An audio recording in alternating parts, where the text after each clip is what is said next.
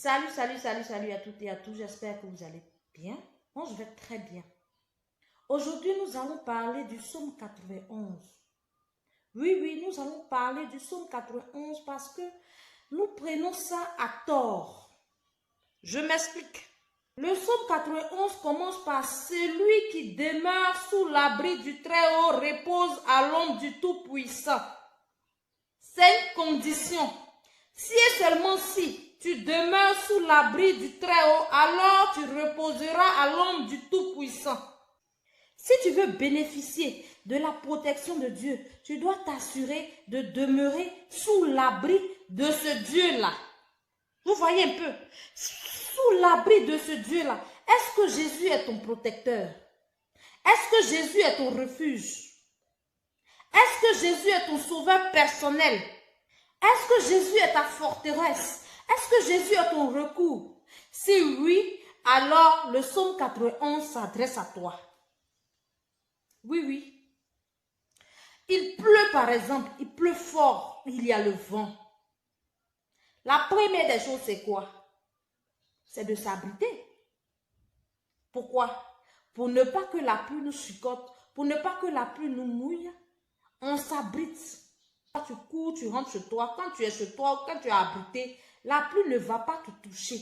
C'est comme ça avec le psaume 91. Quand tu es sous l'abri du Très-Haut, quel que soit tout ce qui va arriver, ça ne va pas te toucher. Quand 1000 tomberont à ta gauche, 10 000 à ta droite, tu ne seras jamais atteint. Là, tu peux le dire avec fierté, haut et fort. Parce que tu remplis les conditions qui vont avec. Il ne s'agit pas de réciter le verset, parce qu'il y a des personnes qui connaissent la Bible comme rien. Mais est-ce qu'ils mettent en pratique ce que Dieu demande? Parce que c'est bien beau de réciter le psaume 91. Oui, c'est intéressant. On peut réciter. Tout le monde peut le réciter. C'est rien. On peut l'apprendre de le réciter. Est-ce que tu es sûr, tu es convaincu que Jésus est ton protecteur? Est-ce que tu es sûr et convaincu que Jésus est ton sauveur personnel? Si tu es sûr de ça, tranquille. Le verset s'adresse à toi. Mais si tu n'es pas sûr de ça, que tu le dis parce que tu as envie de le dire, que tu le dis parce que tu es en détresse, que tu le dis parce que tu es affligé, que tu le dis parce que tu es perdu, alors remets-toi en cause. Remets-toi en cause et remets-toi sur le droit chemin. Aujourd'hui, il y a coronavirus. Il y a des consignes qui ont été données.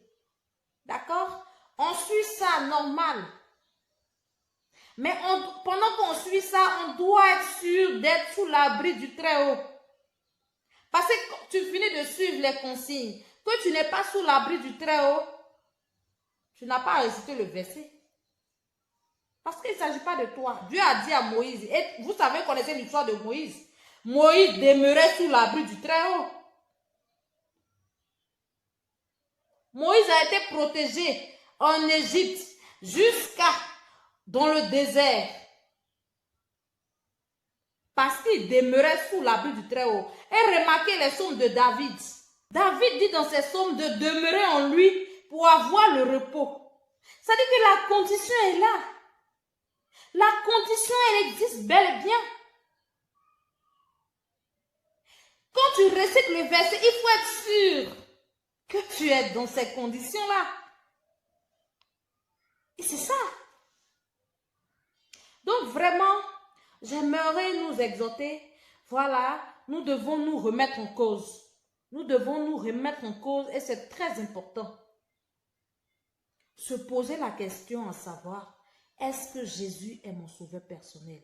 Est-ce que je demeure sous l'abri du Très-Haut? Parce qu'il faut s'arranger pour demeurer sous l'abri du Très-Haut. Parce que j'ai remarqué, tout le monde le dit, tout le monde le récite. 1000 tombent à ma gauche, 10 000 à ma droite, je ne serai jamais atteint. Oui, c'est sûr. Mais si et seulement si tu demeures sous l'abri du Très-Haut. Je vous remercie. Je vous aime, mais Dieu encore plus.